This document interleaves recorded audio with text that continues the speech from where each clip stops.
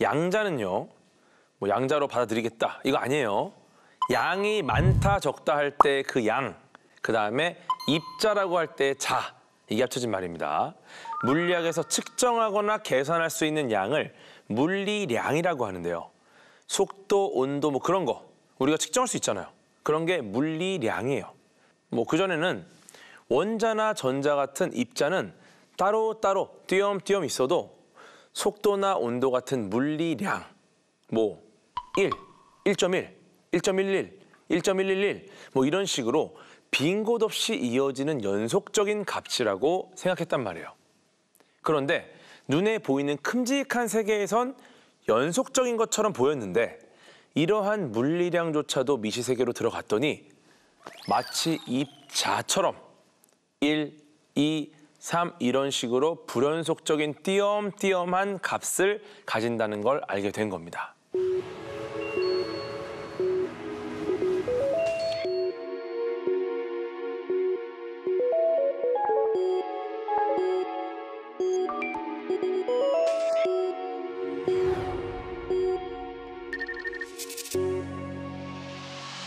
야, 지금 사실 무슨 말인지 모르겠죠? 이게 무슨 말이야? 뭐가 연속이고 뭐가 띄엄띄엄 있어. 네, 솔직히 쉽지 않습니다. 그럴 때는 방법이 있습니다. 쉽지 않다? 이렇게 생각하지 마시고 그냥 야, 재밌다, 쉽다 생각해 보세요. 네, 이거 제 얘기가 아니라 우리 손흥민 선수가 한 얘기입니다. 축구하는데 잔디가 안 좋아? 좋다고 생각하면 돼. 양자역학, 양자가 뭔지 계속 생각해 보세요. 언젠가는 익숙해질 겁니다. 자, 이 사진 역사적으로 너무나 중요하고 유명한 사진이죠. 양자역학 얘기를 할 때 빠지지 않는 사진입니다. 바로 1927년 10월에 있었던 5차 솔베이 회의 참가자들의 사진인데요. 과학자들은 이 사진을 보면 누구든 가슴이 웅장해질 수밖에 없는데요. 사진에 있는 29명 중에서 무려 17명이 노벨상 수상자라는 걸 알고 보시면 왜 지상 최고의 정모라 불리는지 이해가 되실 겁니다. 여기에 막스 플랑크, 알베르트 아인슈타인, 루이 드브로이, 에르빈 슈레딩거, 베르너 하이젠베르크, 닐스 보어처럼 양자역학과 관련된 지상 최고의 과학자들이 전부 다 여기 모여 있습니다. 이 5차 솔베이 회의가 유명해진 이유 중 하나가 코펜하겐 해석이라는 것 때문인데요. 닐스 보어라는 덴마크 코펜하겐 출신의 과학자가 들고 나온 아이디어라서 코펜하겐 학파 해석, 코펜하겐 해석 이런 식으로 불렸습니다. 이것 때문에 코펜하겐 학파와 아인슈타인이 경론을 주고받으면서 수많은 일화가 탄생합니다. 도대체 코펜하겐 해석은 무엇이고 회의장에선 과연 무슨 일이 있었던 걸까요? 여러분, 눈으로 보이는 거시세계의 작동 원리를 설명하는 고전역학은 물체의 상태나 현상을 정확한 위치나 속도 값으로 딱 찍어서 계산합니다. 원인이 정확하게 있으면 결과도 인과관계에 의해서 정확히 예측할 수 있죠. 하지만 눈에 보이지 않는 미시세계는 거시세계와는 많이 달랐습니다. 미시세계에서 측정해야 하는 대상이 너무 작다는 게 문제가 됐어요.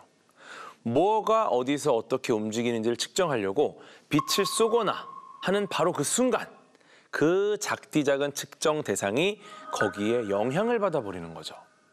관측 행위 자체가 대상의 위치나 운동량 값에 영향을 줘버리는 겁니다.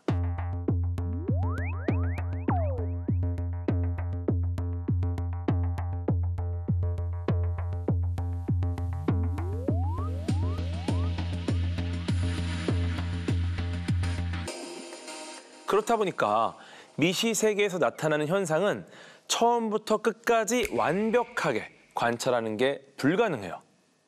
그럼 뭐가 가능하냐? 거기서 일어나는 일을 이럴 확률, 저럴 확률 다 따져서 최대한 예측하고 묘사하는 것 정도까지가 가능합니다. 그래서 코펜하겐 해석에 따르면 미시세계는 불확정성과 확률의 지배를 받습니다. 하지만 아인슈타인은 이렇게 자연을 확률로 이해한다는 걸 받아들일 수가 없었어요. 아니, 과학자가 돼가지고 확실한 답을 찾으려고 해야지. 그런 마음이었겠죠. 과학은 깔끔하게 딱 떨어지는 거다. 그래서 신은 주사위 놀이를 하지 않는다. 라는 유명한 말을 남깁니다. 그런데 정말 말씀 많으신 설명충 닐스 보어 그 말을 듣고 가만히 있지 않겠죠? 신에게 이래라 저래라 하지 말라. 이 말도 받아쳤다고 합니다. 네. 분위기는 더 쌓여졌겠죠. 그렇게 학회가 끝났을 때 둘의 대결은 보어의 판정승으로 정리가 됐습니다. 그런데 아인슈타인의 마음도 사실 이해를 못할 건 아닙니다. 지금 들어도 난해한 코페르니쿠스 해석이 고전 물리학 끝물이었던 그때는 정말 더 이상하게 보였을 수 있죠. 그리고 아인슈타인뿐만이 아니라 슈레딩거라는 천재 과학자 역시 양자역학에 의구심을 갖고 있었습니다. 그래서 슈레딩거의 고향이라는 양자역학의 문제점을 지적하기 위한 사고 실험까지 제안을 합니다.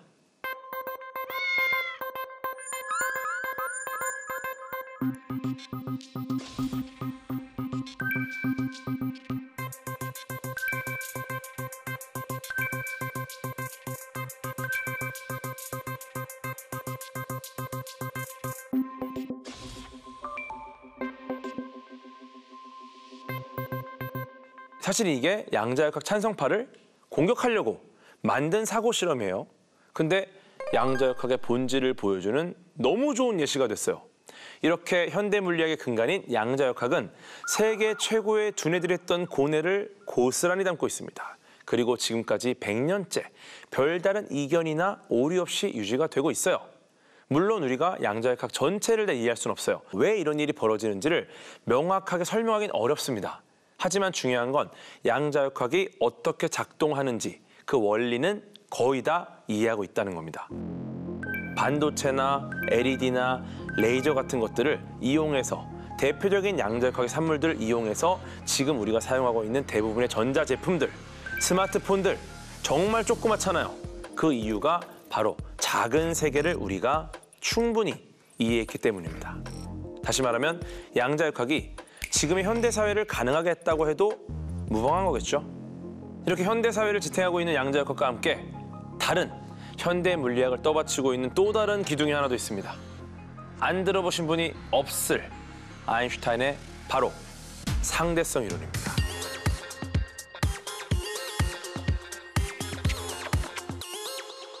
이 상대성 이론 덕분에 우리가 길치여도 내비게이션을 보고 길을 찾아갈 수 있는데요. 우리는 길을 찾기 위해서 GPS 위성으로부터 정보를 받습니다.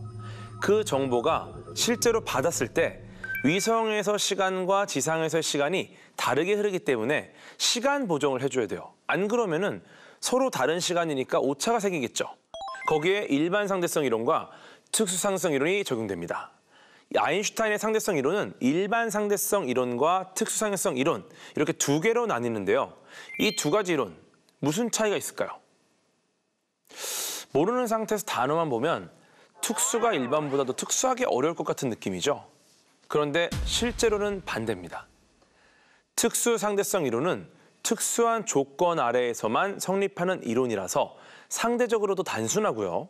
일반 상대성 이론은 온 우주에 일반적으로 적용할 수 있는 이론이라 더 까다롭고 어렵습니다. 여러분이 생각해보세요. 우리 마을에서만 전교 1등 해. 이거 쉽겠죠? 근데 전 세계 전교 1등 해.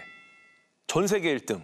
이건 어렵겠죠. 그러니까 이런 특수한 환경에서만 내가 1등을 하는 거는 상대적으로 쉽단 말이에요. 근데 이걸 전체적으로 일반적으로 적용하는 거는 굉장히 어려운 겁니다. 그럼 상대성 이론 두 가지가 뭐가 다른지, 무슨 내용인지 그나마 정말 심플한 입문용인 특수상대성 이론부터 살펴보겠습니다. 특수상대성 이론은 두 가지 전제를 필요로 하는데요. 하나는 갈릴레이가 말한 상대성 원리입니다. 예를 들어볼게요. 우리가 조그만 통통배, 뭐 멀미도 좀 나고 내가 배를 타고 움직인다는 느낌이 확실하게 드는 그런 배 말고 유유히 같은 속도로 움직이는 커다란 크루즈선 같은 걸 타고 있다고 칩시다. 배가 좌회전도 안 하고 우회전도 안 하고 일직선으로만 쭉 움직여요. 그런 배 안에서 내가 식사도 하고 복도도 걸어 다니고 잠도 자고 책도 보고 했다고 칩시다. 그때 작용하는 물리 법칙이 배가 멈춰 있을 때랑 다를까요? 아니죠. 아마 상상만 해보셔도 선실 안에서는 배가 멈췄는지 움직이는지도 구분하기 어려울 만큼 똑같은 물리적인 현상이 나타날 겁니다. 적어도 내 기준에서 봤을 때는 똑같아요. 이게 상대성 원리입니다. 그럼 특수 상대성 이론의 또 다른 조건은 뭘까요? 바로 빛의 속력은 언제나 같다는 겁니다. 보는 사람에 따라서 느리게 보이거나 빠르게 볼 수 없다는 거예요. 이 빛의 속력과 관련해서 앨버트 마이클슨과 에드워드 몰리라는 분이 마침 실험을 한 게 있습니다. 원래는 빛의 매질을 찾아내려고 한 실험이었어요. 매질이 뭐냐면 파동이 전달되는 물질이에요. 물결이라는 파동은 물이라는 매질을 통해 전달되죠. 소리라는 파동 어떻습니까? 공기라는 매질을 통해 전달되죠. 그런데 빛은 어떨까요? 빛은 진공에서도 전달됩니다. 그러니까 야, 매질이 뭐 공기는 아닌 것 같고 뭔진 모르겠지만 뭐가 있어야 된다. 그래서 아마도 가상의 매질이 있을 거다라고 생각을 했어요. 그 가상의 매질을 에테르라고 불렀습니다. 마이컬슨과 몰리는 에테르를 찾으려고 실험을 한 거예요. 그런데 결과가 어땠냐면 빛의 매질은 없다. 예를 들어 이제 뭐 좀 배를 타고 가더라도 파도가 어디로 치느냐에 따라서 배가 좀 빨리 가거나 느리게 가는 부분 있잖아요. 이 에테르라는 게 있으면은 빛이 좀 빨리 가거나 느리고 가는 게 있어야 되는데 어떤 방향에서도 빛의 속도가 똑같아. 원하던 에테르의 존재를 입증하지 못한 거예요. 그러니까 사실상 완전히 실패한 실험이죠. 그런데 오히려 이거를 못 찾았다. 에테르가 없다라는 걸 확인한 이 실험이 오히려 물리학적으로는 엄청난 성과가 됐고 결국 두 분이 이걸로 노벨 물리학상을 타십니다. 앞에서 상대성 원리와 광속 불변 원리를 간단하게 설명을 드렸는데요. 이 두 가지 원리를 바탕으로 아인슈타인이 완성한 것이 바로 특수 상대성 이론입니다. 우리가 늘 절대적이라고 여겼던 시간과 공간이 사실은 관찰자마다 다르게 관측될 수 있다는 것. 그리고 시공간이 서로 독립적이지 않고 연결되어 있다는 걸 알게 해준 이론이죠. 각종 영화의 소재로 쓰이는 게 충분히 이해가 될 만큼 정말 너무 흥미로운 아이디어입니다. 시간과 공간, 다시 말해서 시간과 거리가 보는 사람에 따라 달라지는 결정적인 이유는요. 사실 빛의 속력이 어디서나 같다는 대전제 때문입니다. 여러분, 속력의 공식 기억나시나요? 속력은 시간분의 거리, 즉 거리를 시간으로 나눈 값입니다. 그런데 속력이 같다고 한다면 시간이나 거리 중 하나의 값이 달라졌을 때 다른 값도 필연적으로 같이 달라져야 합니다. 왜냐하면 이렇게 연결이 돼 있으니까 하나가 딱 고정됐어. 그럼 이 두 가지는 필연적으로 같이 움직여야 되는 거예요. 그게 시간 지연과 길이 수축의 근본적인 원인입니다. 시간 지연이라는 게 뭐냐면요. V의 속력으로 움직이는 우주선 안에서 빛을 위로 쏜 다음에 거울에 반사되어 돌아오는 것을 관찰한다고 칠게요. 우주선 안에서 볼 때 빛은 우주선의 높이만큼 위아래로 왕복 운동을 합니다. 하지만 우주선 밖에서 볼 때는요. 빛이 그림과 같이 사선으로 이동해서 우주선의 높이보다 먼 거리를 이동하겠죠. 그런데 빛의 속력은 우주선 안에서 보든 우주선 밖에서 보든 같아야 합니다. 그러면 더 긴 거리를 더 긴 시간에 걸쳐 갔다고 해야 하는 거예요. 속력이 같으니까 거리가 길어졌어요. 그럼 시간도 길어졌다고 보는 거예요. 그러니까 밖에 있는 사람보다 우주선 안에 있는 사람의 시간이 더 길다. 즉 더 느리다는 것이죠. 이를 시간 지연이라고 합니다. 길이도 시간처럼 상대적일 수 있습니다. 우주선이 지구에서 어떤 별로 이동한다고 가정을 해보겠습니다. 아까 보신 것처럼 우주선 안의 시간은 바깥보다 느리게 흘러가겠죠. 하지만 우주선 안에서는 자기가 느려진 게 아니라 바깥의 시간이 더 빨리 흘러간 게 됩니다. 더 짧은 시간 안에 지구에서 별로 이동하는 거죠.